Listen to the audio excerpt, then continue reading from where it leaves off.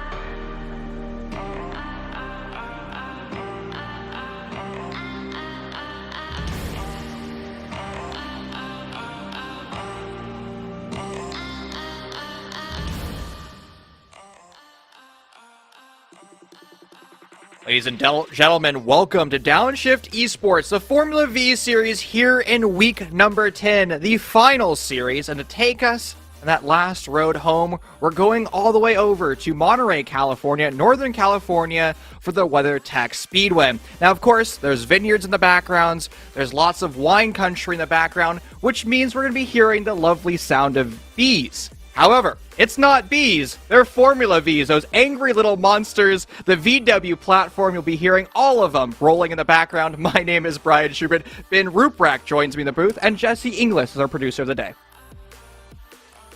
How is it going, everybody? Welcome to the West Coast. There's sand.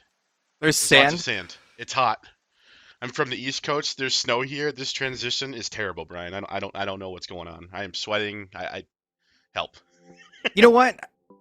Being from California, when we see racetracks like Laguna or, Willow, Buttonwillow, it really doesn't matter. We don't call it sand. We just call it off track. Because you know what, Ben? You're supposed to avoid it. So you don't give it a name because it's terrifying and evil. You know, it's kind of like the monster under your bed. Like, if you don't name it, it doesn't exist. That's, yeah, a mental suppression. That's something. That's how I avoid crashing the race car. I just pretend that there's no runoff. It's only walls.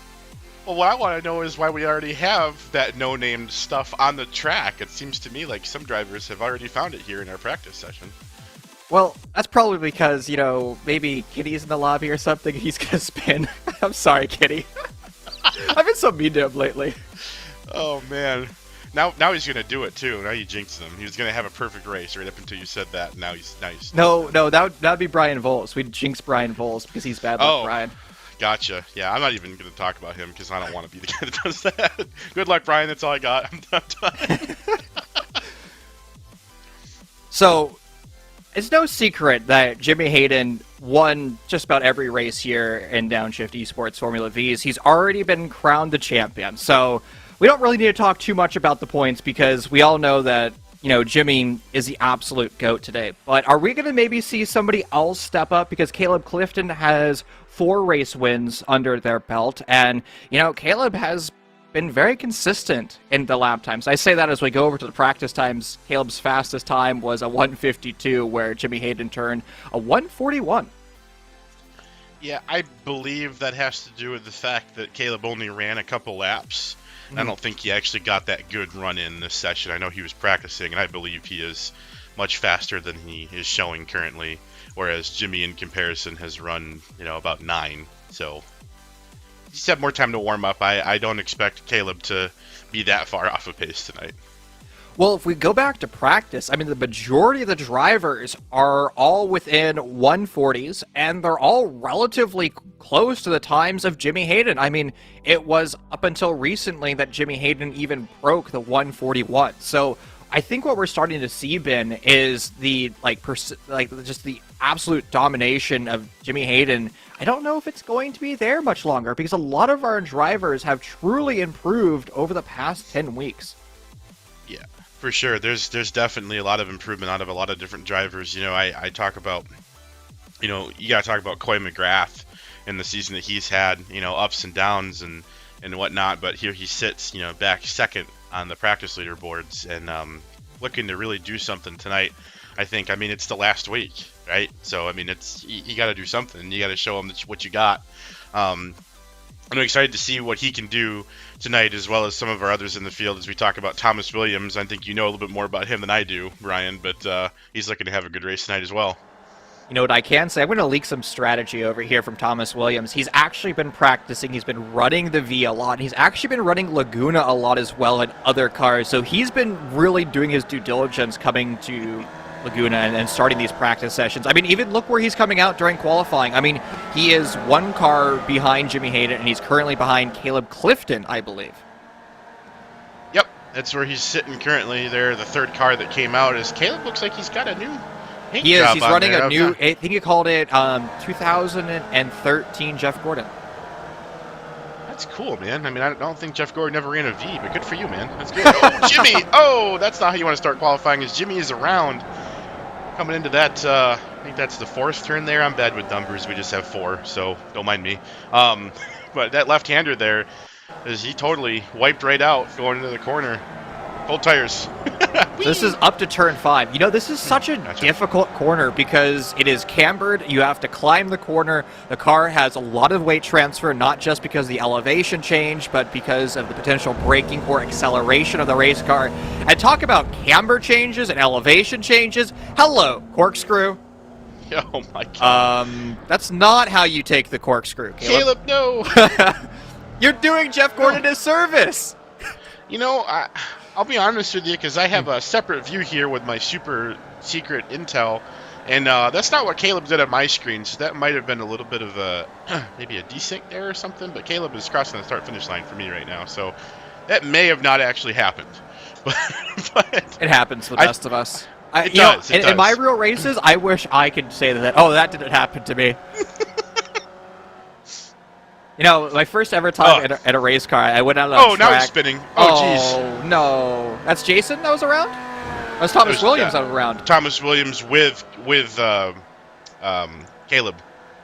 Both around at the same time. Right into turn 1 there. That was not a good way to start. And also a terrible time for me to take a drink on the previous comment, by the way, so I'll work on my timing. Well, I was going to tell you stories about things that I wish didn't happen. One of my first times out in a race car, the car owner told me to take it easy because of cold tires. I did it, and I pulled a Jimmy Hayden, and I spun on a fast section.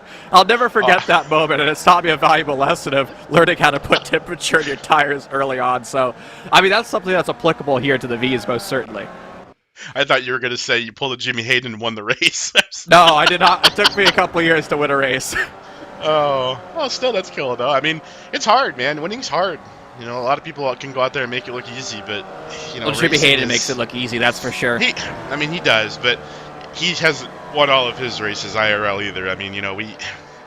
We go through it, right? And I always talk about it like, when you've got 2 minutes left in a football game and the other team is up by, 10 or 12 points or whatever the score is. There's other types of sports where it's pretty clear that it's just about nothing the other team can do to win the race. Whereas in racing, just this season in NASCAR specifically, Kyle Larson hits the wall, right before the playoffs start with a blown tire pulling away. That win was his. He had 1 corner to go and the car had a technical failure. Nothing he could do about it. And then, he doesn't end up winning the race. So it's racing. I think that's why we love it so much, is because you really don't know what's going to happen until that car rolls across the finish line. You have no idea what could happen. Very interesting that we're now about 4 minutes into qualifying and nobody's turned times anywhere close to what they're running in practice. Again, we're expecting to see times in the 42s, or we saw 141. So even that 43 is a bit slow. I mean, Abbott was turning times quicker than that in practice. So I think what we're starting to see is the cars just take a while to have temperature actually in those brakes and tires, and it takes a while for the car to actually come up to optimal working temperature. Yeah, and some nerves too, I think, right? I mean, this is just me and probably why I, I'm not great at road racing, but a minute and 43-second lap is a lot of time for the brain to think about things that don't need to be thought about. And those are where all those mistakes could compound and everything. So, bad excuse from somebody that's terrible on road racing, but, oh, man, Brian. Oh, lock those brakes, buddy. Save those tires from your tires. Poor Brian Vols. Already off to a bad start in qualifying. But, Ben, honestly, that happens to any, I think, racer. Doesn't matter if you're coming in from the ovals or from road racing. But it is true. When you have very long straightaways, like if you're coming off, turn 11th, turn 1 and through turn 2, that really long straightaway section, and turn 1 is kind of still part of that straightaway because it's a gradual corner. I mean, you do have to, there's a lot that you have to think about. It's like prepping yourself. For me, that is when I look at my dashboard, look at my predictive time, kind of make sure that, oil temperature isn't blowing up or anything like that. And it's kind of like, honestly, it's like a mental reset during those long straightaways because you're so focused during other portions of the race that you don't really have the cognitive ability to think about anything else. So this straightaway is that one time we get to breathe. Yeah. Yeah, and it's funny too because even when you switch over into like oval racing, the contrast and stuff too, the short track specifically, you run out of time to think about it. You're in just such a lull of, okay, where's my entry point, where's my exit point, and you don't have a break because the whole track's only a half mile. Yeah. So it's like you don't have that time. At least here, these guys have a little bit, but Laguna Seca has some of the most complicated turns, in my opinion, in motorsports. I mean, that corkscrew down there, like you said, the elevation change adds this third dimension to the intensity of the corners and how hard it is to get it right and how easy it is to get it wrong. That this is really a mental battlefield of a track. I mean, it's really just, you got to get it right for the whole race, and that's not easy. Can I make a controversial take? And I have yet to run any of the NorCal tracks. It's my goal actually this season to do so. But I have to use my dad's experience instead. He actually said the corkscrew was kind of a non-deal. What do you always say? The most difficult corner was turn 11 because it's so deceptive and it's just slightly greater than 90 degrees, but it looks like it is 90 degrees. And it's one of those corners like turn 9 at Willow Springs where you just have to have good driver discipline and think, wait a second, can't turn in. One Mississippi, now I turn in. Or you have good vision techniques so you actually spot the geometric apex and know when to turn in from that. But that takes a while to get to that point. So sometimes it's easier just to count yourself down. Now, to be fair, the corkscrew is a balance, set, and drop. That's what the corkscrew is. And if you don't have those mechanics, it becomes very difficult to do because, again, it's all about weight transfer and balance, which is all I seem to talk about here. Well, I mean, because you're driving a car. That's all there is. Yeah. I mean, that's literally it. I mean, it's the V. It doesn't have the power to get out of its own way. So if you've got, that situation, that scenario, then that's exactly what you have, right? You're just working to get it perfect, get it right, set it in. A good entry and a good setup. And like we talked about last week too, with that treacherous turn 2 there at the Charlotte road course. If your entry isn't correct, you can't fix your exit. You're done. And instead of a tire wall last week, this week you've got that stuff we don't talk about there just past the rumble strips. So, definitely not good. And some of these guys are getting so snappy, so loose.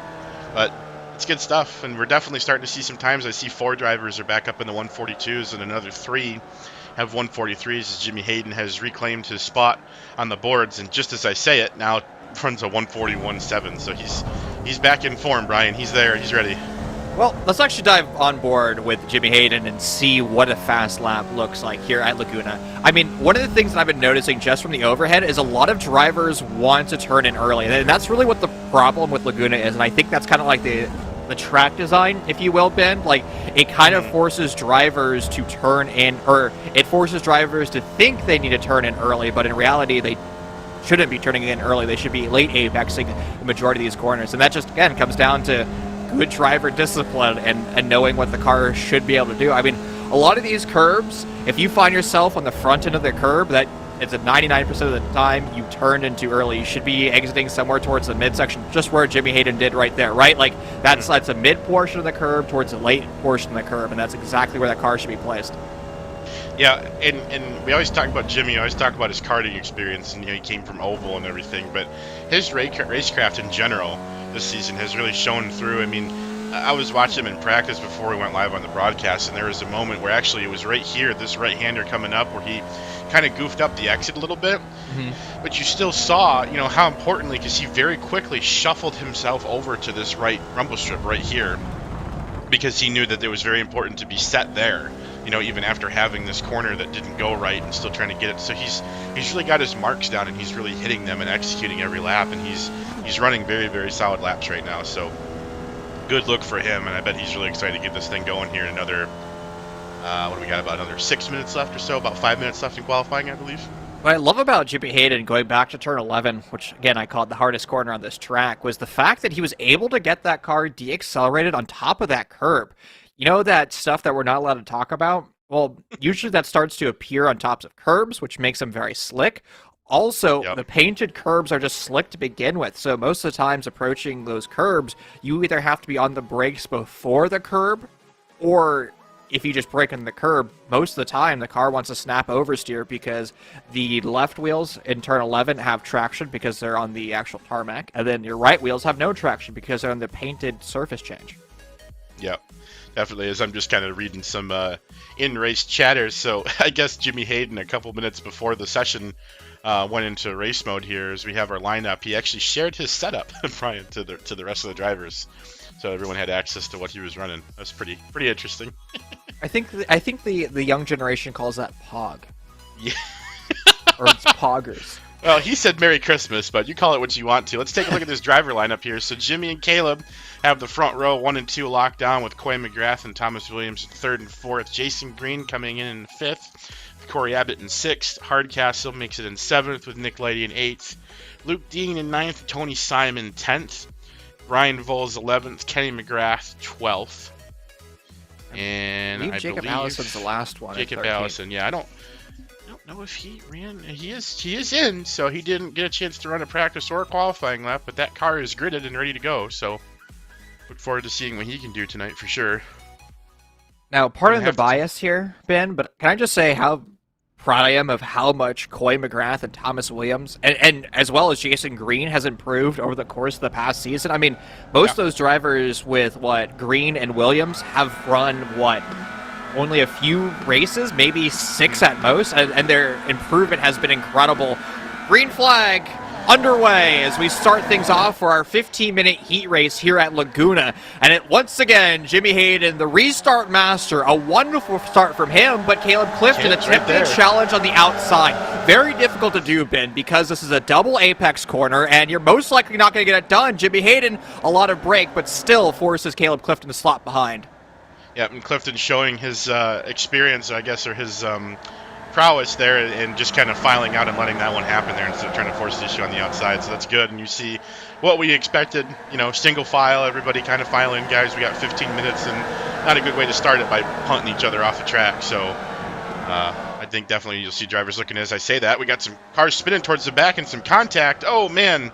Couple cars around. I think that's the 71 of Tony Simon, the 44 Brian Voles, and Jacob Allison. Looks like he has suspension damage from the contact that he had there. That's not a great way to start off the race for those 3 drivers, Brian.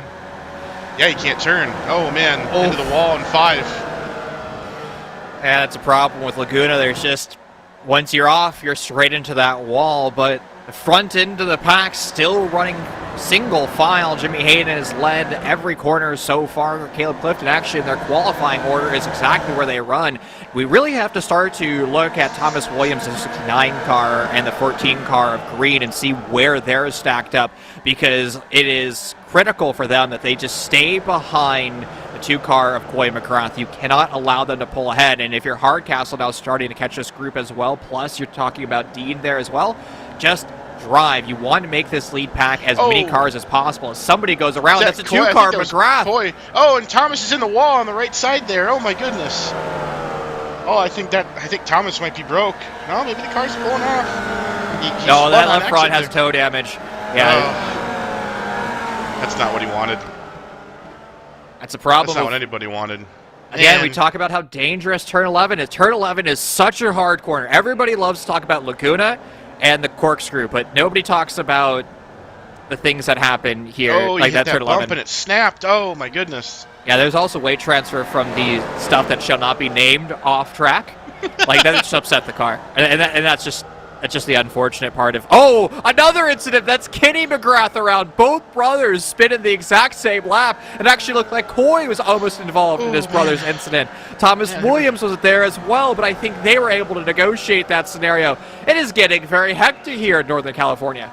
My goodness, it was so many cars, or so few cars on such a big track. You'd think we'd be giving each other so much space, but it's just not the MO today. So, but I'm very surprised that well, I guess it was post pit road there when Thomas Williams had that incident, but you can see he's definitely off pace. So I'm thinking that we're going to see him come into the pits here before long, which is very unfortunate. But Caleb Clifton and Jimmy Hayden are looking like they're swapping positions at the front of the field here, possibly, or maybe that was a lap car. I'm not. According to timing and scoring, Jimmy Hayden is in first place with a 6-second difference between Dean and the 10 car. That's Luke Dean, but Yeah, I think in Caleb in-game had Noopsy.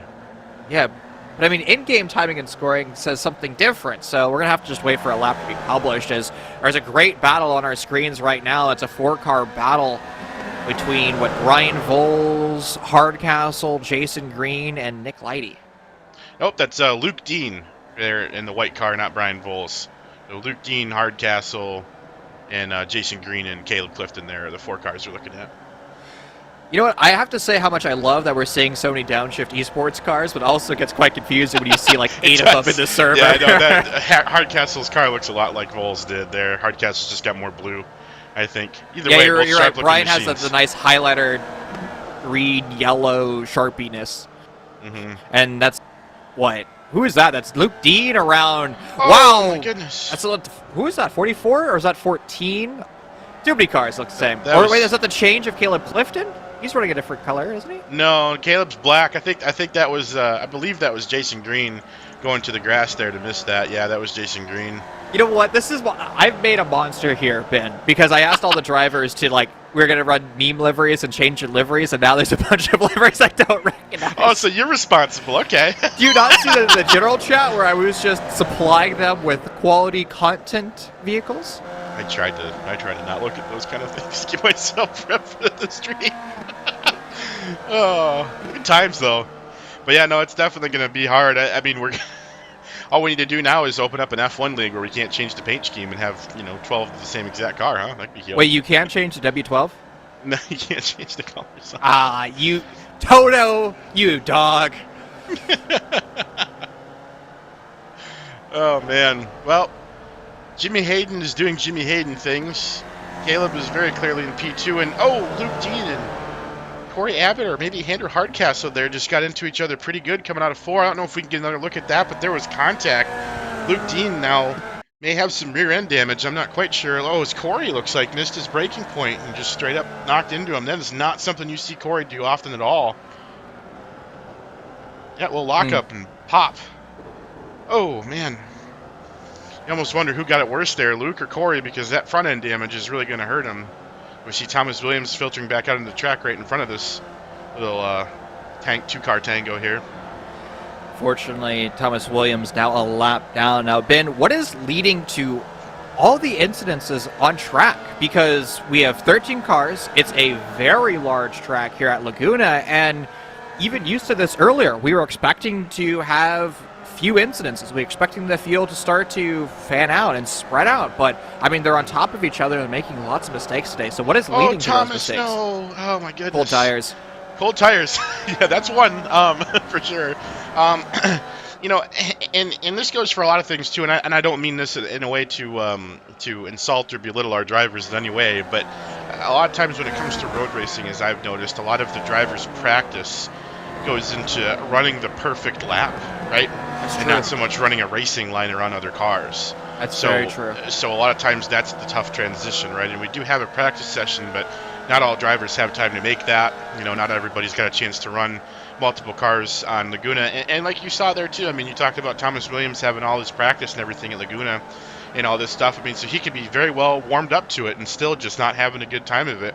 But, the track's not very forgiving, and when you go off, it takes you a minute to come back on, and that no-name stuff there is just, like you said, really weight transfery and all wibbly-wobbly and all that stuff, and, so it could be plenty of reasons for it, but I do point back to the practice often in my personal experience, because I have a bad habit of doing that too.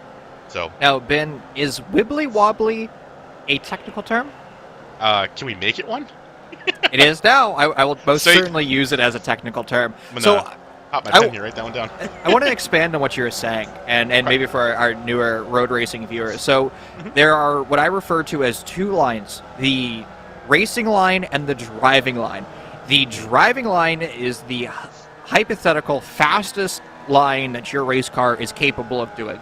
The racing line is optimal for racing, and what it does differently is it keeps in mind the cars around you, because for a lot of corners here, even at Laguna, if you run the optimal fastest line, you expose yourself to a counterattack where a driver can come underneath you. So it's kind of just a way of dealing with that. And yeah, that's balance, my friend. Balance the car before turning in there. Heads up on locking up the brakes there, though. Sorry, continue. No, that's actually one thing that a lot of drivers have gotten better at. We saw a lot of incidences earlier this season where drivers forgot about that brake pedal, and then they did an oopsie and rolled back into other drivers. Yeah. So thankfully that has been carrying too much speed there, too much brake. What do you think, Brian? What happened? Too much speed, and then again that top corner, you have to have that car neutral weight balance before you really turn in. And if you don't have that, that can happen, especially in these cars because of liftoff oversteer. Honestly, in a spec racer Ford, and these might be similar, you actually have to be accelerating down the corkscrew to mitigate that liftoff oversteer. But going back to talking about the racing lines, the racing line makes sure that you don't get dive bombed or deal things with that, and really a good driver goes corner to corner. So sometimes you're on the fastest line, sometimes you're on the racing line, sometimes you're on the qualifying line or the driving line, and it just comes down to that good driver discipline. Also, what about tunnel visioning, man? We see a lot of drivers and a couple guys who I race with, they learn from their dads, and they lead and follow their dads around so that they figured out how to be really quick behind somebody, but when they're out by themselves in open air, they don't know what to do.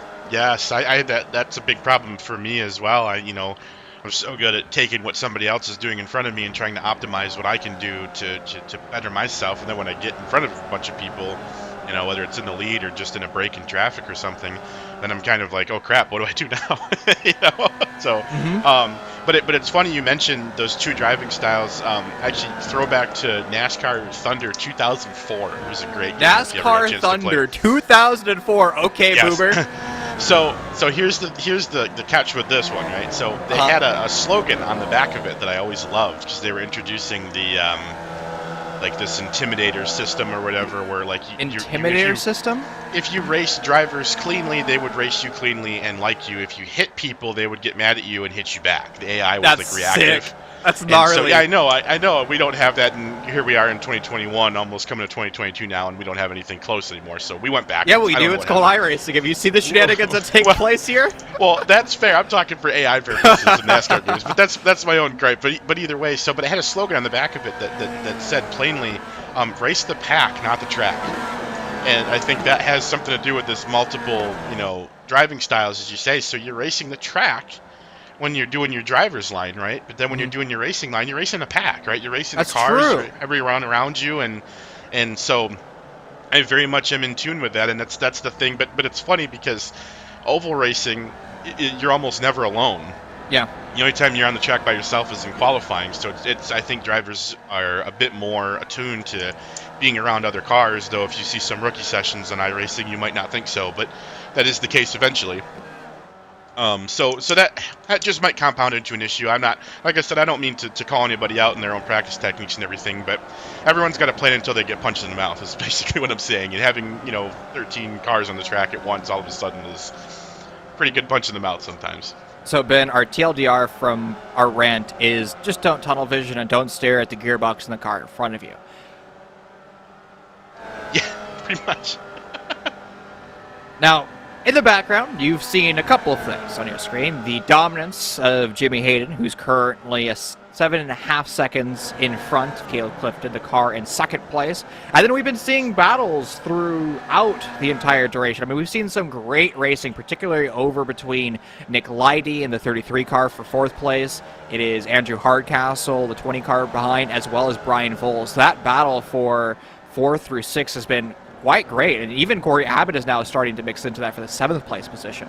I know Corey's still probably beating himself up for contact he had there with Luke Dean or whatever, but it's good to see that he at least didn't have too much front-end damage so he can get up here and mix it up with these guys. But hey, it's just the heat, so we still have here, it's actually only about 30 seconds left in our 15-minute heat race, so we should be coming down to the white flag here pretty shortly, depending upon where exactly Jimmy Hayden is on track. Looks like he's coming out of turn 5 right now, I believe. That's the only reason I know that number is because we keep talking about cars eating it there. So, but yeah, no, absolutely good, great battle with these guys, and I just got some insight from our buddy Drew, just talking about how, like you said, that liftoff oversteer is huge here. Talking to some of the drivers pre-race and everything, and something funny that I noticed, right? All the speed changes on this track, all the heavy braking zones and everything, these guys are only using 2 gears, using 3rd and 4th. That's it.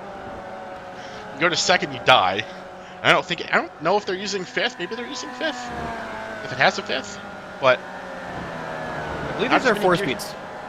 Yeah, so not as many gear changes as you would think. Well, that's the thing. These cars just have no horsepower, and you're stuck in 3 and 4 the entire time because you never actually slow down. Oh, that was really dangerous. Moments like that just have your heart stop as the battle continues. Brian Voles pressuring from the outside, defending every single thing. That's Corey Abbott in the 21 car right behind. Wow, that was incredible racing there. Going back to the heart attack moment, when I see wheels interlock like that, I mean, that's the danger of racing in open wheel cars. I mean, you can wheel hop and flip if you don't do things right there. Incredible battle between our drivers to make sure that they occupy exactly the right amount of space. My goodness, that was intense. Especially in the corkscrew, too. I mean, I know we're going back to talk about that corkscrew that isn't as important as the last turn, now that I've learned, but still. Hey, turn 11. That's not a place you want to go too wide, though, the corkscrew, man. This is not a turn to go too wide, and that was sketchy. But it's really, really well done by these two drivers, giving each other plenty of respect. As we now see these drivers are officially on their white flag lap for the sprint, Ryan. Was it Roman Grosjean and Jimmy Johnson when IndyCar was here? I mean, Grosjean from 8 million car lengths behind dive bobs and made that work. So here in the oval world, we call that putting it in an envelope and sending it, Brian. Yeah, that was a bit too much send for me. So I didn't accept that parcel. So yeah, well, fair enough. But I don't think it was for you. So you're very right. I've not raced an IndyCar in my life, and I never will. So. Oh man, never say never. You never know. I don't know if my wallet can afford it. The rare mistake from Jimmy Hayden on the final corner, the final lap. Full counter lock there. What a catch. That was a code brown. That was probably the biggest code brown Jimmy Hayden has felt all season long. Oh man. If he spins there, Caleb wins this race. There's no way he does it. They were too close. Wow. That's hilarious. Oh my goodness. He had so much steering angle. I think he ran out of steering angle there. I think that was just throttle modulation to keep the race car going somewhat in a straight line. Watch this is one of those moments where you just break your your wrists doing that, because especially with wheels like this where you don't have the top part, you can't shuffle the wheel, and I think a lot of people forget about that. So you can't if you cross your wrists like that, which is a no-no, but man, it's so hard to do. That is incredibly impressive. What a save from Jimmy Hayden. That's awesome. Awesome. Why he won the championship. Yeah, I was gonna say somebody get that sideways shot, a little thumbnail, the counter steer in the no-name stuff, man. Holy cow. That's nuts. Well, we do have our drivers cycling in here on the cooldown lap. I think it's the cooldown lap. Yeah, we're on the timer here. Sometimes it's hard. The UI doesn't give us the flags, guys. I wish we were better in the know on that, but We are not. There's no laps. So, but Jimmy Hayden obviously brings it home, P1. Caleb Clifton, P2. Jason Green comes in P3 with Nick Lighty in P4. And they all just switched on me. I believe that was Hardcastle in 5th. Abbott in 6th. Luke Dean 7th. Brian Bowles 8th. Syme 9th. Kenny McGrath 10th. Coy McGrath 11th. Further ensuing their fight between the superior McGrath brothers. Thomas Williams bringing it home in 12th. And Jacob Allison finishing in 13th, Brian. Honestly, I feel so bad for Coy McGrath and Thomas Williams. I mean, they were some of our fastest drivers in practice. It was a 3rd place qualifying for Coy McGrath, a 4th place qualifying for Thomas Williams. I mean, they had almost the speed to be able to challenge Jimmy Hayden. If anybody was going to be able to do so, it's Caleb Clifton and Coy and Thomas. But they got involved into an incident. We don't even really know what happened there. It was just an on-track mistake, and then 2 of our fastest drivers now sitting 2nd to last and 3rd to last entering into the main event race. So I think what we're about to see, Ben, is just an incredible run from behind, and if Jimmy Hayden is feeling the pressure from Caleb Clifton early on, it is possible that Coy and Thomas can still earn a podium finish today. Yeah, this is... It's something. I mean, you got 30 minutes, right? So you got plenty of time, and we've seen it here. Drivers are definitely capable of making mistakes. I think the biggest thing is when somebody does make a mistake in front of you, because it probably will happen, to not be in it yourself. And it's funny too, because I look at the track and I'm looking at it from like just a non-road racer perspective. It looks like there's a lot of space in certain parts of this track. The track surface doesn't seem extremely narrow, especially with the V on it. It seems like you've got all this room, but the way that you're throwing the car on and the angles on entry and exit that you're throwing it in these corners and stuff like that, man, it is so hard to make an adjustment for an incident that's happening in front of you. I had a race where I was actually helping out Drew in Indy cars that are just a little bit faster than the Vs. A little? Just a little. But man, I tell you, there was incidents where like somebody was spun, like 2 corners ahead. And I'd give him the heads up and I'd give him all the information. The car is still rolling at the end. And you still sometimes just don't have the ability to make the correct call. You put 2 in the sand and you spin it, you're in the wall. I mean, it's just an unbelievably difficult track. Well, that's the thing, right? Well, if you've ever seen like eye tracking videos of IndyCar F1 drivers, like they're looking and they're driving the race car 2 to 3 corners ahead of where the car presently is or currently is. And that is something I think a lot of amateur drivers really can't process. Or even like amateur karters, like that, it is very difficult to drive a fast race car because you have to be thinking so far ahead. And then 2, your reaction time, man, like you have to like instantaneously plan out what is the best escape route. And from my experience, sometimes I found the best and the most safe option for you as a driver and you as the actual race car is to sometimes go off track and enter into the stuff that shall not be named, the dirt and grime. And I mean, you'd be better off going into one of the gravel traps and hanging out there for a second than plowing into another vehicle. Absolutely. I mean, nobody's supposed to be there. Nobody wants to be there, right? So theoretically, if you go there, you're alone. So I think it's always a great call. And they say, too, when it comes to racing an oval where you've got these cars that when they spin out, the smoke clouds are huge and you got these big wrecks. They say always go towards where you saw the last car.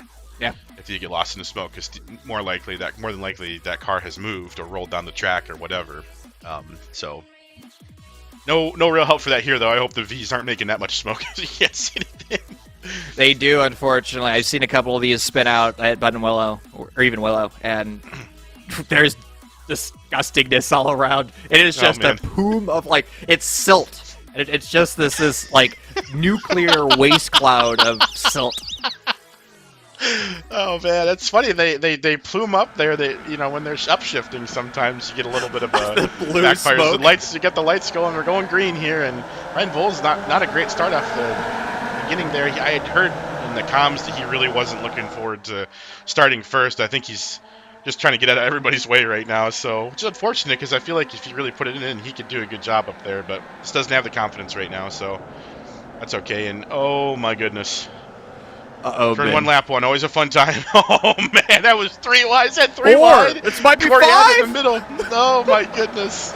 You guys don't do that. Incredible. It's lap 1. Incredible racing. And look who's back in front. The man with the slow start, Brian Voles, the 44, has worked his way back up there, Ben.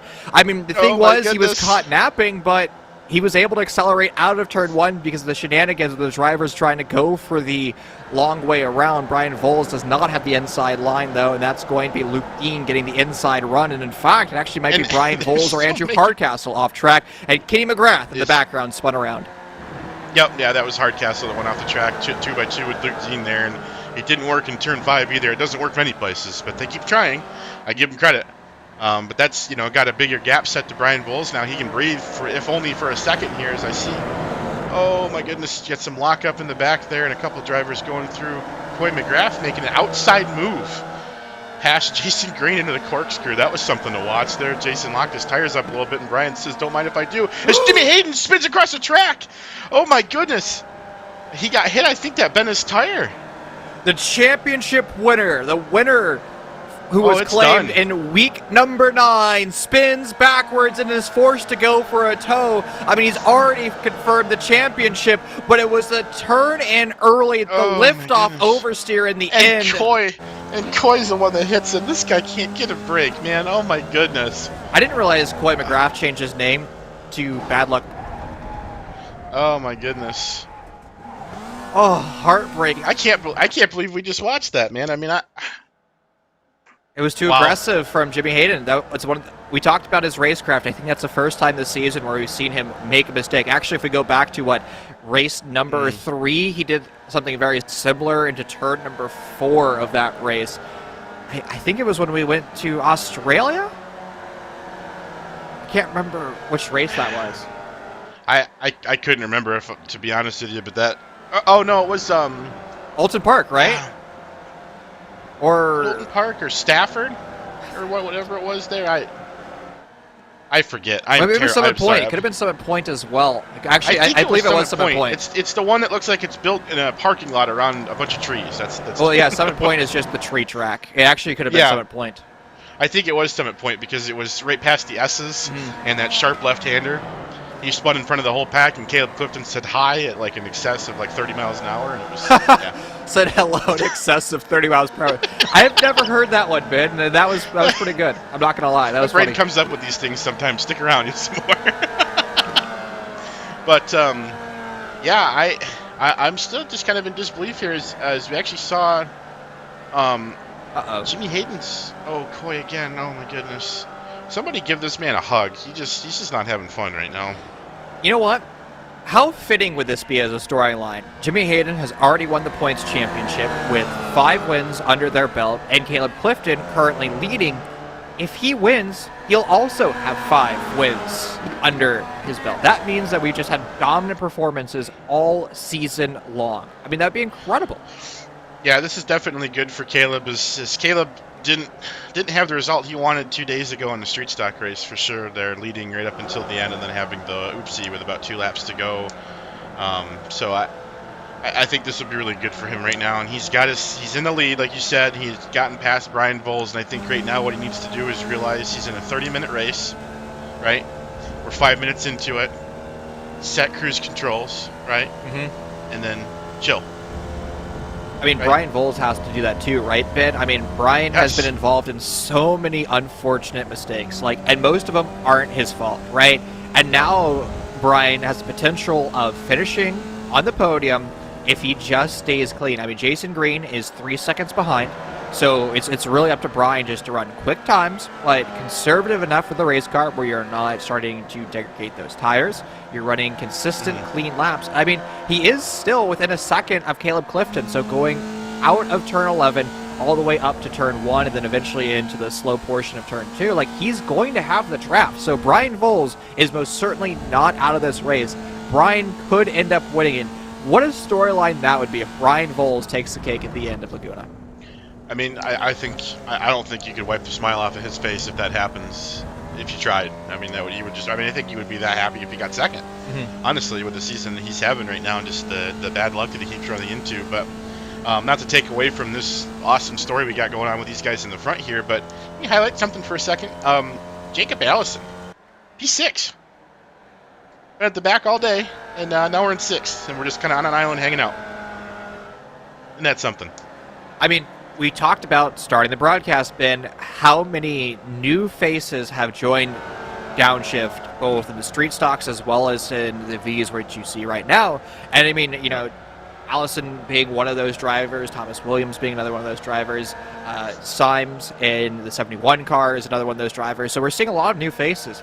And as we go over to the Skippies or to the road to the Indy, like, we're going to see, I think, even more new faces and more talent start to rise.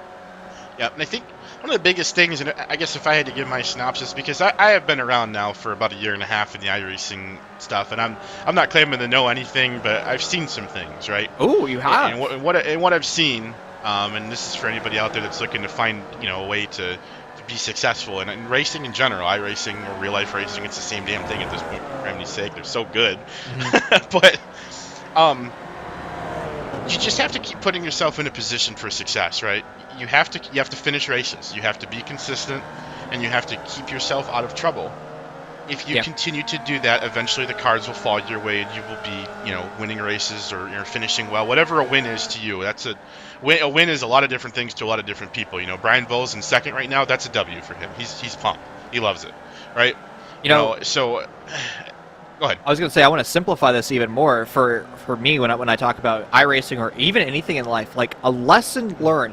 Let's say Brian Voles learned how to take turn 11 better and faster. That's a win. Like, it's a small things. And, and like, not to get too serious, but, like, apply that to, like, every day in life, man. Like, getting out of the bed, like, out of bed in the morning, making your bed, like, that's a win. Like, truly. Like, so take that, like, the small little lessons learned, the small little accomplishments, they should always be a win in your book. It doesn't have to just be racing. So I guess we'll go away from the seriousness, because Thomas Williams is starting to pressure one of the newer drivers, the 17 of Allison, for 6th place. Yep, I talk about him, and here comes, oh man, he hit all of that little red turtle there, or whatever you call those little stops on the inside of the rumble there. Teeth. Alligator teeth? Yep, that's what we call them. But it's funny, everywhere has something different. They call it turtles, alligator teeth, like bumpers. I prefer alligator teeth. I think it sounds funnier. These don't have bumpers. Oh no, Brian Voles! Holy the 2nd place driver! Oh, it's heartbreaking, Ben. Bad luck, Brian. Don't do this to me, buddy. I don't want to have a heart attack, man. I've been cheering you on all season long. I know you spell your name incorrectly. Tell me it wasn't 5. Please. Tell me it wasn't 5. It was 5. Oh, this turn. He ducks his wheels off. That's my guess. Oh, it's a lift-off oversteer. Oh. Oh, heartbreaking, Brian. Don't do this to me, bud. No. I was so excited. The podium. Oh, he's kicking himself so hard right now. Oh, it's a rolling speed. That's what it was in the end. Oh, Brian, buddy. I just... I'm going to have therapy for him and Coy at the end of this race, I think. Jimmy will be all right. He won the championship. He'll get over it. But, you know, it's just, man. Put yourself in position to do great things, and great things will happen. Say it again. Heartbreaking. I mean, the storyline just seemed to be getting worse and worse for a lot of our drivers today. Abbott was 3 seconds ahead of Andrew Hardcastle. Andrew Hardcastle just took the position. Please don't tell me that's another instant on track with Thomas Williams driving by a driver. I'm guessing that it was Corey Abbott that made the mistake. Oof. You know, this is great for Thomas Williams. He is now within 4 seconds of Andrew Hardcastle. Imagine if we have this storyline run where Thomas Williams gets involved in an incident in turn number 5 during the heat race, is unable to really run a lot of laps, forced to go a couple laps down, and then podiums. I mean, the storylines are already being written. It seems to be changed, too. I mean, why isn't Nick Lighty running his Ticonderoga? Actually, was it... Or is it Clifton that ran the Ticonderoga? Anyways. Yeah, Lady's in the Red Bull, looks like. Oh no, he's in Texaco. That's what it is. It looks like an old Ricky Red paint scheme. Who's Beatskin? I don't, Exactly. is this an oval left turn guy? Yep. There we go. He's an oval left turn guy. God darn right. God darn it. Yes, sir. So here's Coy McGrath, though, in P6, looking to rewrite history as he stands and try to get himself back into contention to do something there. This is just behind Thomas Williams, as we saw. So, he's got a chance to really do something here, too, which should be good. Rifles all the way back in 8th. Heartbreaking, man. I mean, this is the thing. We're in Week 10 of Downshift in the Formula V series. This is the final race of the season. I think we're just seeing a lot of drivers wanting to race. I mean, the points championship has more or less been solidified because, I mean, even Jimmy Hayden, who has left the race out of DNF due to that incident, has still won the points championship. And a great battle and an incredible run from Coy McGrath, able to make the pass on the outside of a double apex quarter. That's turn 2. Yeah, I mean, I think a lot of that had to come to the fact that Corey Abbott said, "Yeah, I'm not going to do this right now," and just kind of backed out a little bit, I think. But still, though, I mean, you gotta have enough pressure put on to make somebody make that decision too. So great job by Coy, and great job by Corey too for not causing more of an incident that needed to be, keeping these guys both moving at a pretty good tick. So now we'll see if Coy McGrath's got it in him to get up there with Thomas Williams and go chase down some Hardcastle. I most certainly think they can. P3? You got to be careful, though. So the sun's starting to go down. It's starting to get dark. And let's go back to Seca, where we actually even saw some night racing. I've done most of my race, actually all my car racing in Southern California, and some of it in light conditions like this. And let me tell you, it is almost as bad as running with the sun in your eyes, because you just can't see anything. Like running with your sun in your eyes, you're completely blind, but if you're running like a dark smoky visor, which I do run, like you just can't see anything once the sun sets. Like it is just impossible. And you're kind of running, I don't want to say on autopilot, because that is a term used elsewhere, but you're kind of running on just instinct. Yep. Yeah, I hate not being able to see what I'm driving my car, just to work. So I can't imagine being on a racetrack and having visual issues, man. That's something. But I do see, not to point it out too clearly, but Thomas Williams is now just about a second and 4/10 or so off of Hardcastle. He's getting close. I mean, Thomas Williams has been putting just incredible lap times down. I mean, and that's the most important thing. It doesn't matter what his heat race results were. He has an objective, and that is to try to win the race. Now, winning the race would require gaining 20 seconds. So going back to our conversation about small wins, the next small win is not running good lap times, good corners, good corner exits, but the golden cherry, the golden egg, Andrew Hardcastle within a second. Yeah, I mean, getting a podium would be, I think, a good highlight for this season for sure, with all of the bad luck and incidents that he's been involved in too, to not have that consistency. So that would be good for him. I look forward to it, but I look forward to them having a good battle here too. And the thing is I can see this planning out in my head now. So Hardcastle and Williams start to have a little bout, right? Abbott and McGrath reeling him in like a fishing line. All of a sudden you've got a 4-car battle for third. So that could be something. And, well, what happens to Jason Green up there? I mean, Jason Green, the 14 car, currently in second place. Another one of these new drivers who have just put down stellar lap times and stellar performances. He's more or less in the clear, but the thing is, look at the time difference between Green and Hardcastle right now, Ben. Hardcastle is closing. With 15 minutes left, it is possible that Hardcastle closes that distance. So Jason Green has to be running really solid lines, and he's about a car width off that apex there. So that is either showing me that he's starting to lose some of that driver discipline, losing some of that focus, or maybe he battled too hard early on and he has no tires. Yeah, I'm looking at his laps now, and I see, never mind, hold on. Let's go to the feature. There we go. I'm looking at his laps now. There we go. And I'm seeing, consistency 143s, maybe 143 mids. So I think it possibly could come down to the fact that he just snuck through on this pace that he's having, and maybe he's not necessarily changing his pace. It's just that everybody's kind of settled now and getting back on the rails, and they might not quite have it. But he's holding steady about 10 seconds. I mean, I think he'd be doing, absolutely fantastic, if not compared to Caleb Clifton on absolutely military settings in P1 right now. I mean, he's gone.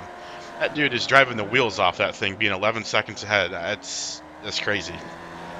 So I want to go back to the conversation about the dark, looking in the actual driver perspective, not what you see on screen right now. It is starting to get dark in some sections of that track, particularly out of the Rahal straightaway going into turn 7 and ultimately into that corkscrew. I mean, that might start to get a little bit sketchy. And you know, if you're Brian Voles, Symes, or Allison, you might actually start to pray that some incidents take place, because, well, if there is a mistake on track, you might find yourself up a few of those positions, and a few tenths of a second now separate Thomas Williams and Hardcastle, but now it just turned into a second. Was there a mistake there?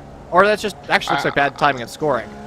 It could be. It could have been the Hardcastle got a better exit here, but McGrath and Abbott are going to be about 2 wide and turn 1 behind him, but they're closing in too here. So I seriously think we're about to have a Ford car fight here for third. This is going to be something. Abbott just needs to stay right filed in with Coy, I think, like he has been, and make sure Coy understands that he's not trying to pass, to keep Coy in a more of a driver line mentality and less in a racer line mentality. Keep that speed up, and they can catch these guys and fight for third for themselves. Man, if you're Thomas Williams, do you hop on the radio, Ben, and say, hey, Hardcastle, I think I can run a faster time right now. Let me get around you. Oh, no! Well, he goes around. That's not quite what I wanted, Thomas. Oh, no, don't do this to me. A hard-fought comeback has now dropped the 69 car of Thomas Williams to 6th place. He's going to be kicking himself for that. And, well, it seems like the point I was about to make of maybe you allowed yourself to go around Hardcastle to run a faster time is irrelevant, because he now has to fight his way back up to the cars in front of him. Heartbreaking for Thomas Williams, now 5 seconds behind. And you saw that real woods that he put in there to try to save that thing in the last second, but it's all about that entry setup, and it's gone, man. I mean, when it wants to go, it is gone, and there's nothing you can do about it. I just don't have words, man. I get so upset for these guys. It's such a bummer. Put your head down and fight your way on back. I mean, Hardcastle is now going to be having like a nice sigh of relief. 3 seconds between him and Coy McGrath. And Brian Voles is around again too. Oh, man. No, bad luck, Brian. You can't do this. Oh. We're just seeing so many mistakes. Like, what is it right now that is generating these errors? Is it the fact that practice was at a different time? Like, from experience, when the track starts to go to these ambient air temperatures and no sun, like, surface temperature drops dramatically. So usually my rule of thumb, it's ambience plus 30, but that really is only relevant for when the sun's out. Look at that sun, though, like you were talking about. It's blinding. You can't really spot the apex, but like when the sun is not on the racing surface, like, temperature is no longer plus 30. It's closer to ambient, and it's probably about a 10-degree difference. And those tires just do not have traction. They have no grip whatsoever, and it's so difficult to get the race car to respond to your inputs. Something else I've noticed too, because I've taken the V-Fair spin 1 or 2 times, to absolutely no success at all. Thank God it wasn't a race. But what I've noticed with this car specifically is it's not a very easy car to be consistent in, for all it's worth. Is very much. I hope Williams is around again too. My goodness. Oi.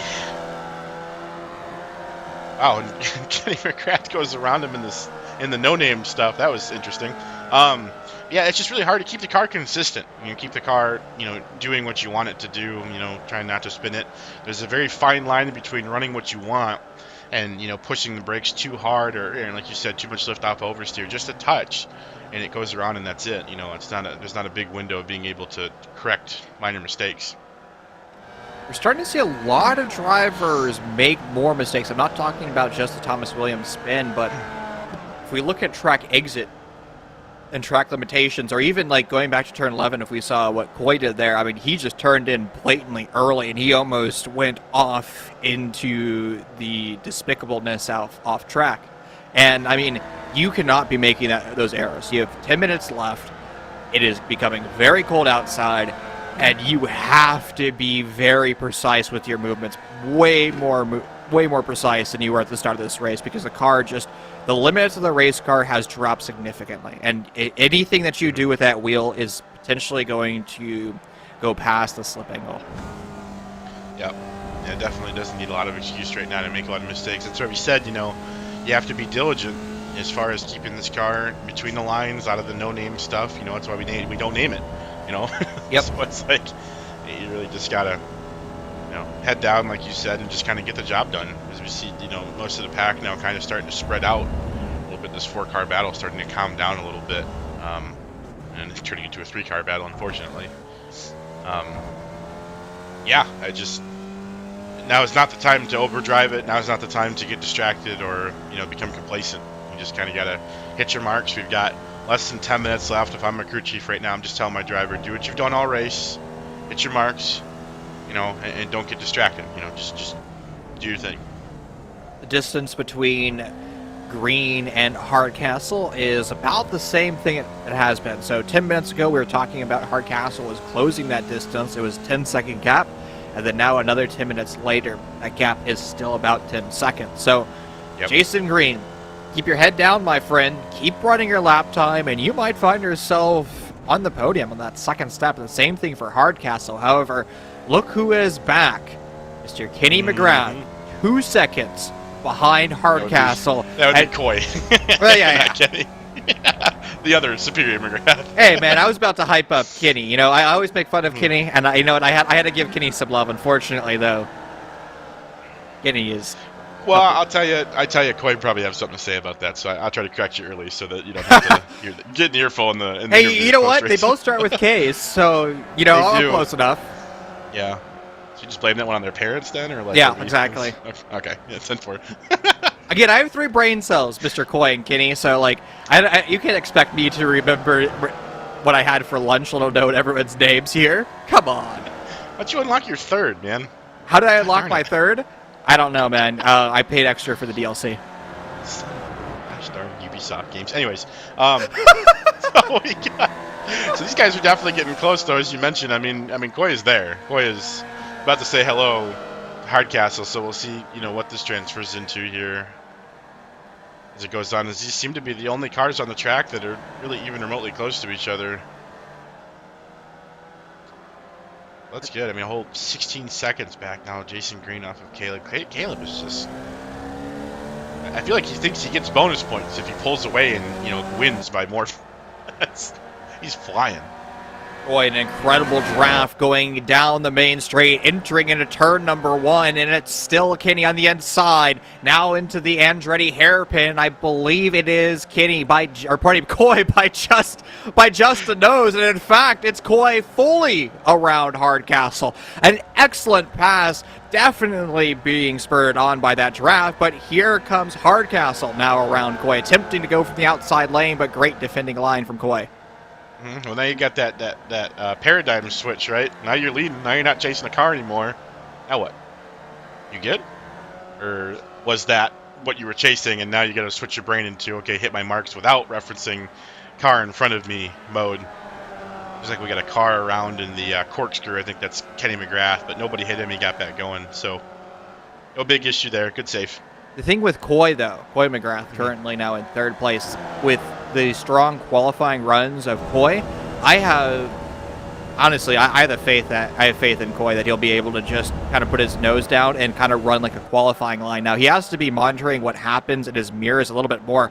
Wow, that's an aggressive turn-in angle from Coy, and I'm surprised he made the corkscrew work. Most of the time, cars are drivers' right to have the optimal line into that corner, but Coy was fully driver's left. It's a miracle that he made that corner. That's quite a defensive stance. And Hardcastle, I don't think he was quite prepared for Coy to defend like that. He took all the angle out of it. That was nutty. I wouldn't think that you'd have to defend. Of course, I guess watching that IndyCar race with Grosjean putting it in the envelope, as we referenced before there on Jimmy Johnson, I guess you kind of do now, because people are like, wow, you can send it in the corkscrew. I don't condone it, but, a pass is a pass, and a car width is car width.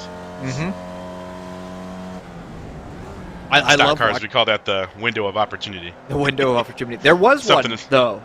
The window of opportunity was probably the counterattack immediately after Coy made the pass into Hardcastle, right?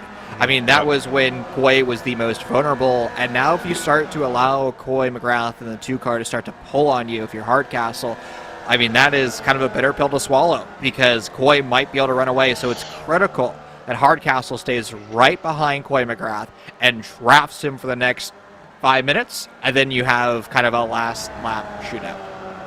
Yeah. It'll be interesting to see now with this extra pace. I mean, I don't know if it would be enough substantially, but we are seeing a little bit of a variance there, a little bit less than 10 seconds now between P3, what was Hardcastle, now McGrath, and Jason Green in P2. So with Coy's, slightly quicker pace, you have to imagine that window is going to start closing a little bit, huh, Brian? Oh, it's 100% starting to close. I mean, it's probably actually closed a long time ago. So really the only thing I think we're going to be seeing take place is the battle now for third place, because those are the only drivers within, we'll call it 10 seconds of each other right now. And, Yep. I mean, you can't be making mistakes, because we've seen what happens when you make a mistake, going back to the incidences with Thomas Williams where it was 2 spins. I mean, Thomas was the driver that was pressuring Andrew Hardcastle, and now, I mean, Thomas Williams is in 8th place. I mean, he's up a few spots, but I mean, Thomas Williams was one of those drivers that potentially could have been able to challenge, Hayden, and Hayden not able to turn more than a few laps. I mean, it could have been a win from Coy McGrath, from Williams. So I had some audio there, and I don't know if it was iRacing or what, but I could have sworn Coy just missed his upshift right there, and that's why Andrew was able I to heard close something in. as well. So what it sounded like to me that he touched the wall, the inside wall of turn 1. And, I mean, that's what happens. You go Andrew. for a defensive line. Andrew Hardcastle off track, veers back What a onto the save. racing surface, and he nearly finds a wall. Great save from Hardcastle, but that puts him now 2 seconds behind Coy McGrath. That might be the nail in the coffin for Hardcastle. Coy McGrath may have just found themselves a free spot on the podium. Well, I'll tell you, he's got a second one coming if he doesn't find some pace, because Corey Abbott's sitting right there, right behind him now. Oh, he hit that Alligator teeth thing. Yep. Yeah. Reptilian thing. I don't know. Okay, so why are curbs reptilian named, right? I have no we call idea. them, I call them alligator teeth, people call them turtles. These F1 guys are calling them sausage curbs, but they spell curbs with a K because it's a meme, so I don't know. Listen. I thought sausage curbs were, I mean, yeah, the sausage curbs are something else too, but I mean, No, sausage curbs are what we see at like Daytona and Charlotte, those big meaty boys. Yeah, we have aprons. I have an apron. That's it's an apron and a wall and painted lines, and that's all I got, man. Can you imagine a stock car oval having friggin' turtles and reptilian teeth and whatnot on the inside? Those things would flip. Nick Lighty was running Yoshi, which is kind of reptilian-esque, no? Is that why he's out? Yeah, well, he ran that in like week number 2 or 3, so... Oh, okay. Gotcha. That's right. I remember he had the Mario sponsor. Yeah. Yeah, of course. He was sponsored by Mario. We all know that. Yes, we do. We do. Yep. Totally got that. Moving on, Caleb Clifton. An incredible race from him. The beneficiary of an early on-crash or an on-site incident with Jimmy Hayden, but I mean, Caleb Clifton has earned this race win. Still 90 seconds to go, so he's not out of the woods yet, but I mean, it's been a clinical and clean race from him. Jason Green, 20 seconds behind, and I mean, it's just been all Caleb Clifton all day, and what a storyline. Jimmy Hayden has already won the points championship. Caleb Clifton is a driver behind, and Caleb Clifton will find 5 race wins under their belt and the exact same amount of races won by Jimmy Hayden. So it has been a dominant performance from our top 2 drivers in the points championship this whole 10-week series, Ben. Absolutely, and I do want to point out, so joining over in our Twitch chat, Jimmy is actually meeting us there, and he says, and I quote, "I died," and then he goes, "Pro gamer move is to win the championship in week 9 so you can wreck in lap 1 of week 10 and start drinking early." Brilliant. I mean, there's nothing wrong with that, right? You know, the celebration in the background. That's all that he wants. You know, if you won in week 9, start to celebrate early. And you know what? Caleb Clifton will be joining Jimmy Hayden at the end of this lap with this celebration, because I mean, those 2 drivers have just put on quite a show. I mean, a brilliant performance, and even our new drivers coming into this season and this series, right? I mean, Jason Green, the 14 car in 2nd place. I mean, he's a relatively new driver to Downshift, and he's about to find a podium. Incredible performance. Yeah, I mean, and I believe we're on our white flag lap now. depending upon where exactly Caleb crossed, but Corey Abbott is right up on top of Mr. Hardcastle right now. I mean, he's there. So this could be a little interesting. Last couple corners duet here for 4th. So, and Coy can't make a mistake either because he's very much out of the woods. I'm just watching Jason Green's number drop like a rock. Is it a timing issue or did he have a mistake? It's going to be Hardcastle, the force to defend into the corkscrew out of that Rahal straight away. A potential run, but it's a 21 of Abbott who forces the issue just a little bit too much, spins around, and that's going to be detrimental. It's going to be Symes going for the pass. I think it's also going to be Brian Voles able to get around as well. I think that was a lap car, I believe. I think Syme was too far back. I believe. I mean, I just want to be sure, but I think that was Kenny McGrath on a different lap coming around here. So, let's see. So there's Coy coming across. Okay, so it was Jason Green in 2nd, Coy McGrath 3rd, Andrew Hardcastle 4th. Okay, we got it. So everyone made it. Everyone's good. Wow. Caleb Clifton is your Week 10 main race champion.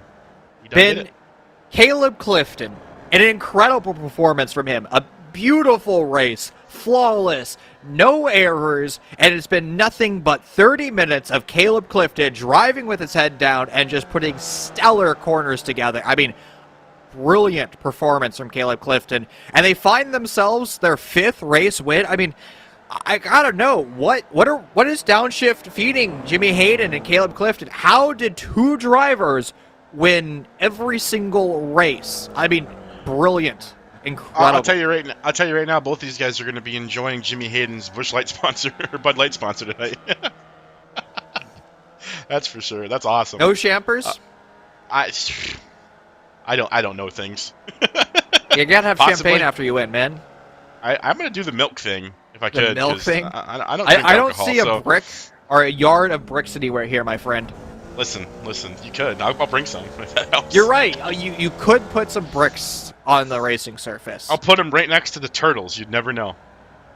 Hey! I thought he was going to torpedo into the wall. I'm going to be honest with you. Spin and win? Still. Spin and win. And bonk. Yep, there it is. It looks the nose is still sharp enough to right, so I think we're good. I don't think this is the most safe thing in the world. I don't think he cares. I mean, look at how much of a lead he has. I know he did finish a lap ago, but I mean, yeah, it's still. It's the cool down lap, so everyone's. I've never seen reverse donuts before. Shout out to Caleb though for reading the rule book and doing donuts post the start finish line of the cool down lap. Heads up with that. It's good. So you have to actually complete a lap. That's right.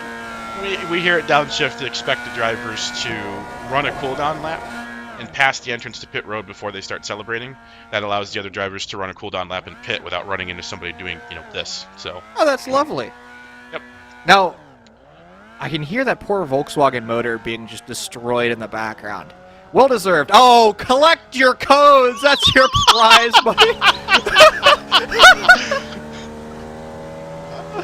Oh man, that's awesome. So Jimmy Hayden may have won the championship, but did he collect 5 cones? So wait, what happens if the codes are on track and you hit them? Will they damage your race car? I've seen it happen before. I've seen like Indy cars and stuff hit them at good speed, and it actually does do damage to the wing. So, I mean, he's already bounced off the wall with this, so he's good. But all right, well, Ben, I think it's time for us to quickly dive over to a break. Now, during that break, we're going to actually be talking to some of our lovely drivers, and since it's a Week 10, we're not going to cherry-pick our drivers. We're going to allow anybody and everybody who has competed here in this Week 10 event to be able to have fun. It's going to be the interview of chaos, as I called it back in our Street Stock League. And before we go over to a break, Ben, I just want to quickly thank Needham Designs. Needham is your one-stop shop for everything iRacing, from helmets to driving suits to race cars. Make sure you stop by Needham Designs for your next livery. It's needhamdesigns.uk/Discord for the next livery. Ladies and gentlemen, we'll be back in about 5 minutes for our interviews. Keep this Twitch tab open. See you soon.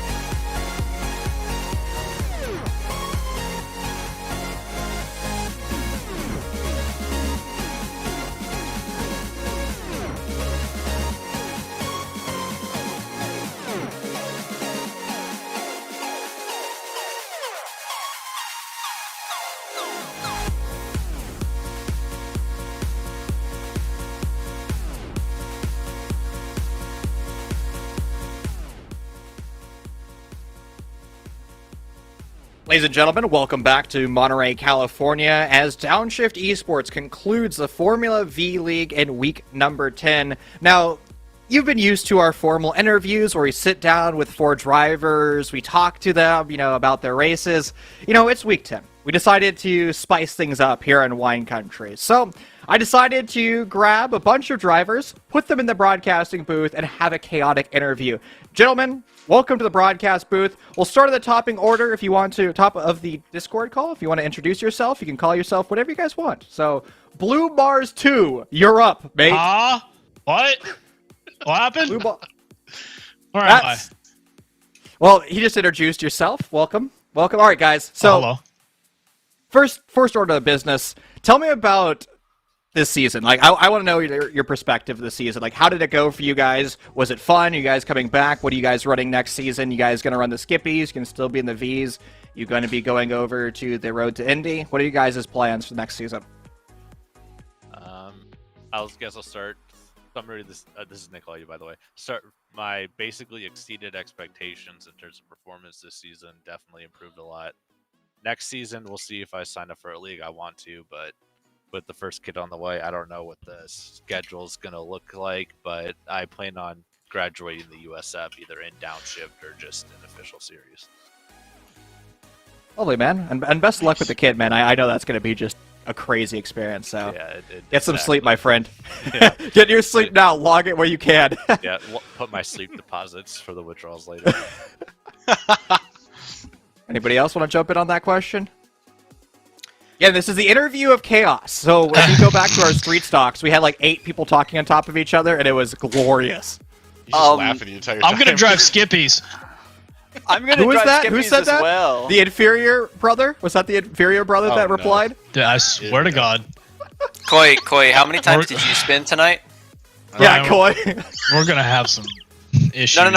No, Koi, how many times did you spin? I'm not gonna answer that question. No, 'cause my answer. lawyer says not to. I think it was Answer. As somebody who was behind them for about half of them. I think it was around 6-7 times. That's incorrect. Yeah, how many No, times no. did you pass me then immediately hit your brother because you didn't understand that he was going to spin like I was? He did Now, spin, Mr. and he rolled up the track, so fuck y'all. He didn't hold his brakes. Yeah, no. Well, Not my fault. Kenny's literally done that probably once a session this season when I've been following him. Yeah, So I Coy- need to hold back. And I just happened to be there for that once this session.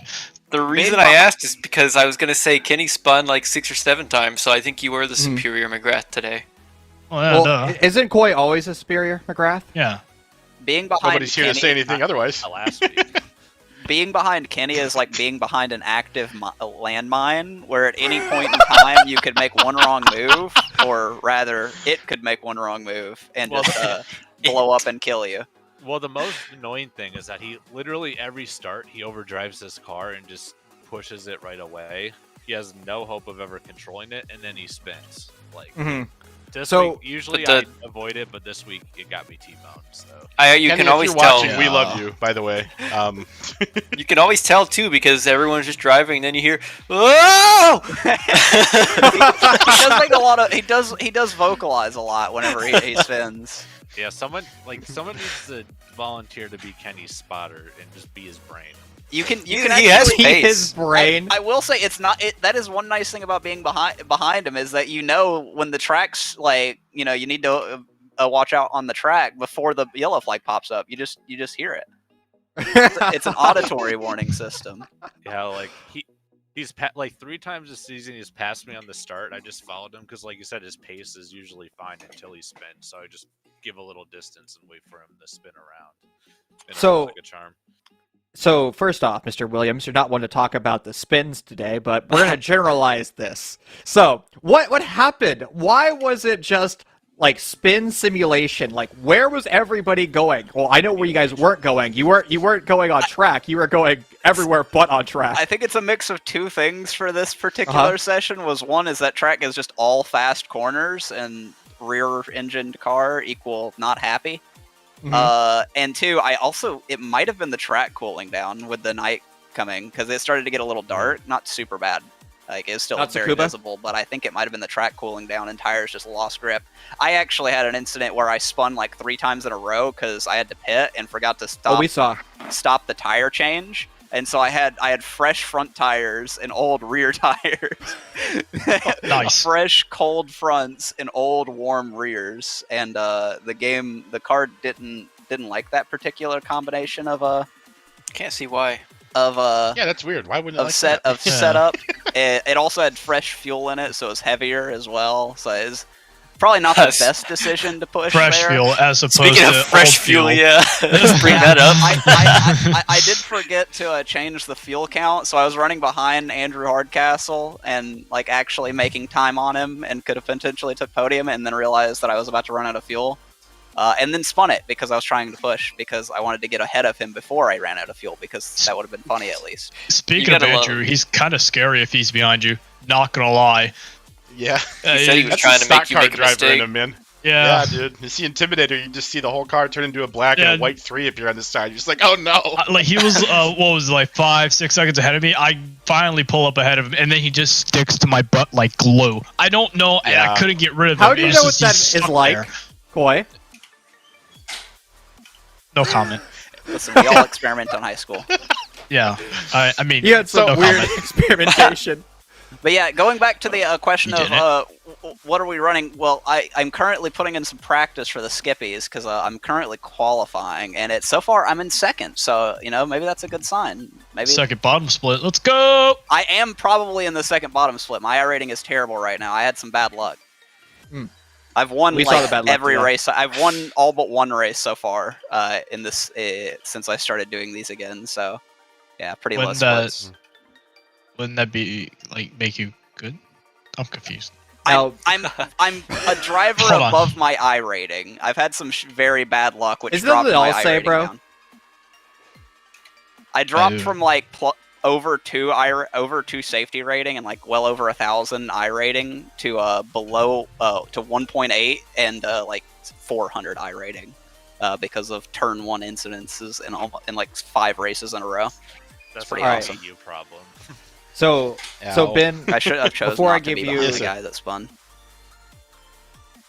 okay, so before I give you that last question, Ben, guys, what has been your favorite memory so far of these past 10 weeks? The shenanigans that we've seen on broadcast. Let's that was my we had question. some toxicity, some meme toxicity. So I wanna lighten the load a bit. I mean, Oh. I have 2. What? So, I don't know. Am I allowed to say 2? No, you can only say one. No, you can only You pick can one. say 2, Nick. You can say you can 3 pick- if you pick want. one. You're not Alright, limited to pick one. just one. So Yeah, the pick one. So the end of the heat race at Summit Point, Mhm. Ryan Foles and I finished within a second, but he hit me, and I finished in the air, spinning Talladega style. Backwards. And then also my first podium, probably. Inside out. Nice. Thank you for that contribution, Koi. Thank you. That inside out comment was incredible. Nick was trying to hype himself up, finishing in the air. Man, Koi, Yeah. this is why we can't have In nice the air, things. upside down, backwards, inside out. Thank you. Koi, Anybody what else was have your fond favorite? memories? I know. What was my I know for favorite? sure it wasn't Jefferson Circuit. That's for sure. Nobody like that. Ooh, fuck off. I thought we were gonna pretend that race didn't happen. Yeah, I'm pretending. I'm going to pretend real hard. Anybody Don't we else? have one more race? No. Oh, I it's think weekend. at least one of my favorites was Summit Point because, of course, me and Jimmy had back-to-back 1,000 deciding finishes, and that was a lot of fun. It was. I can tell you my So- least favorite race was any of the ones where I hit the person in front of me who missed second gear. You mean all of them? Yeah, pretty much. I think it happened 3 times. All right. That's Now, fine. Ben, I know. I said I would give you the next question. I have one more question. Well, you took mine, so I don't have any. Okay, well then fine. This will be the last question before I let you guys go have fun. What are you guys gonna do about Jimmy Hayden? How are you going to stop him from dominating every single race? I've already got a plan. I've got this all planned out. Is it what you did this race, where you hit him when he spawned and broke him? Damn. Yeah, I tested the theory and it works. He immediately disconnected. I hit him so hard and he fell out of the server. So that was good. You can punt people out of servers? Yeah, I figured out how. You hit them in the right spot. There's a small but So it's the actually downshift. on the outer rim on the rear left wheel. If you hit that spot, they just bop out of the server. It's a bug. Confirmed bug. Yeah, Jimmy had a new spot on his livery today that said "push to disconnect me" instead of "push to win." Yeah. In all reality, personally, I think I just need to finish more races without having incidents, and it would be a lot closer fight with him. I mean, What you're do you still have, 5 P2 race in it. wins? I'm P2, but I'm short Yeah. what 70 points to him. Something like that. I mean, you Hey, couldn't don't have worry win about that. today, and that was the thing, right? Like, he already won the the point. championship in week 9. Yeah, I had at least 5, either 5 or 6, like, might as well have been DNFs. I think if I cut that number down, it would be a lot closer of a fight for sure. Did you start race 1 of the season though, or did you come in progress, Caleb? I thought you started race started- 1, but I Oh, did also you? wrecked both the heat and the feature race in race 1, and I wrecked in the Okay. feature race in race 2, and I wrecked in the heat and the feature race in race 3. It was street stocks that you started. Now, yeah, halfway street through stocks the I started season, on round so- 5, Gotcha. Okay, that was my confusion. which I'm still Guys? very happy with finishing so high in the season, starting halfway through. Yes. Heck yeah, man. Guys, this has been an absolute blast for this interview. Again, I wanted to do something different, something chaotic, so hopefully you guys had fun, shooting the crap this entire time. It's now time to let you guys go, because we got homework Okay, bye. to do. We got to talk about the next season. Bye, Koi. See ya. Thanks for everything, bud. Yeah, take care, guys. It's been an absolute Thanks, pleasure. guys. Thank you, Nick. Disconnect Thank you, me. I'm Caleb. racing. Thank you, Thomas. Good Thank, luck, Thomas, uh, with your race. I'm in the lead. Thank you guys for putting this league on. Thanks, Jimmy, for being a good opponent. Congratulations on both seasons, and I'll see everybody next season. Much love, bro. Thanks, Caleb. Appreciate it, man. Caleb Goat, Nick Goat. Honestly, Ben, we were asking about like our favorite memories and like everything this season. Can I just say, like, the community that both you and Drew have built here has been incredible. I know I said this on Tuesday, but like, I love everybody that we just interviewed. Like, it's always a riot. Like, that's why I really wanted to do that chaotic interview, because it's just fun. And we just made It an is. excellent community. And speaking about community, let's talk about our next season. Let's bring up where we're going to be racing, the new series that will be introduced, because we have a nice promo video to show you where we're going to be going and all the lovely new vehicles. For him, that's only going to help the cause of Caleb Clifton as he crosses. Seeing this final lap come to a close. Nothing Scott Saradinsky can do will change that Tyler Tomasi is the winner of today's race. Going to Tomasi does it.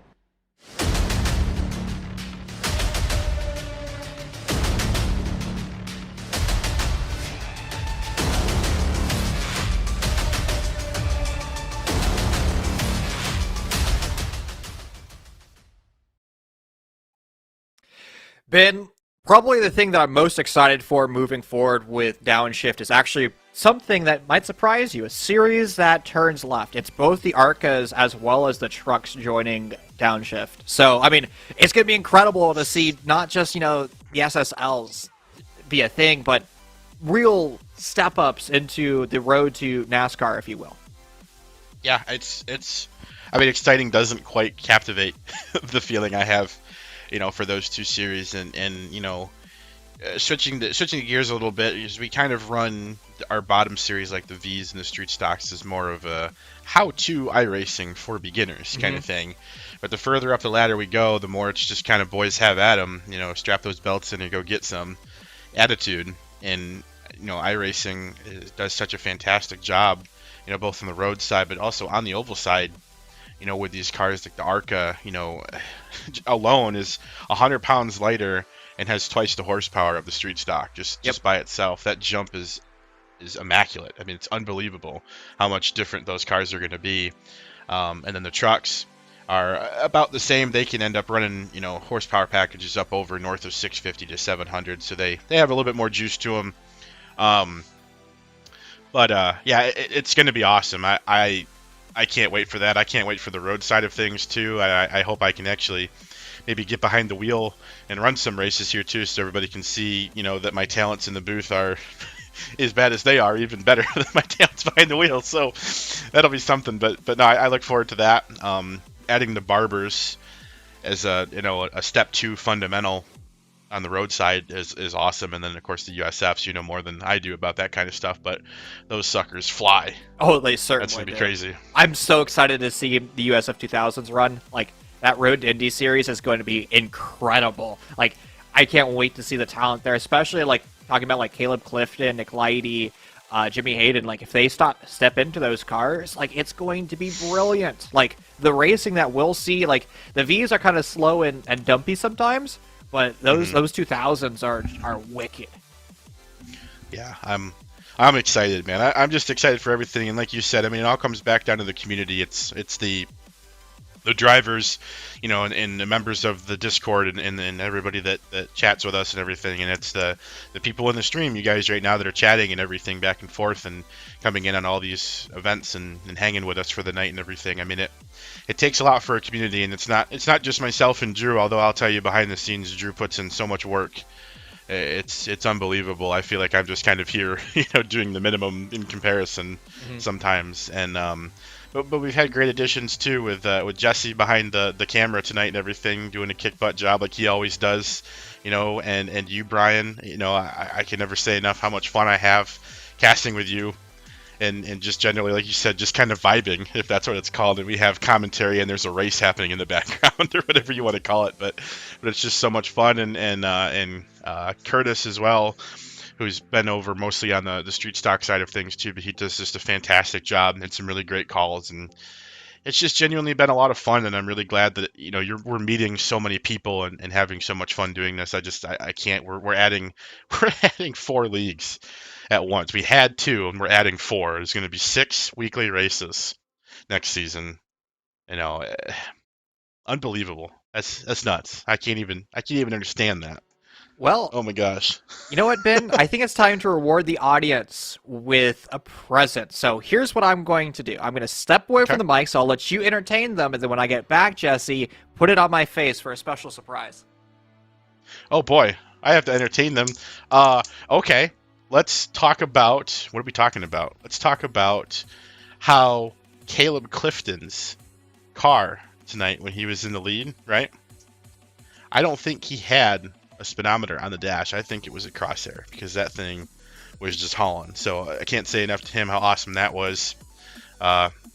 Thanks everybody for joining up in the booth today too. That was nutty. Apologize for Koi's language. He gets excited. He's that kind of an individual. No worries. He's a good dude. There's a puppy crying at my door, so I brought a puppy. So you want to go? Oh, there it is. Hey. So yeah, she was locked out apparently, and was unhappy that nobody was giving her attention. So this is the Downshift Esports surprise. It's the Is that our new mascot? Yeah, it's Cora, the mascot of Downshift. Aw. That's adorable. Actually, if I was smart, I would have turned. Actually, where's my? I got these beautiful lights, but I don't know what I did with them. See, that's the problem. I wasn't quite ready to hop on camera. There. We'll actually give you real. We'll give you real lights instead. The background. Ta-da! All right. Yeah, I was just entertaining everybody with the fact that Caleb Clifton's car had crosshairs instead of a speedometer on the dash today. Push here to spin. Oh my goodness. You know what, Ben? It's been a pleasure this entire season. I think it's time to start to wrap things up. My name is Brian Schubert. Ben Ruprecht joining me in the booth. This was Cora, and of course, Jesse English, our lovely producer. Ladies and gentlemen, thank you so much for tuning in for the past 10 weeks. It's been a true pleasure, and we'll be back with you next season. Take care. Yeah, make sure to hit us up on Facebook and Twitter when we sort out our Discord issues and for announcements and all that fun stuff going forward. So keep an eye out. We'll be talking.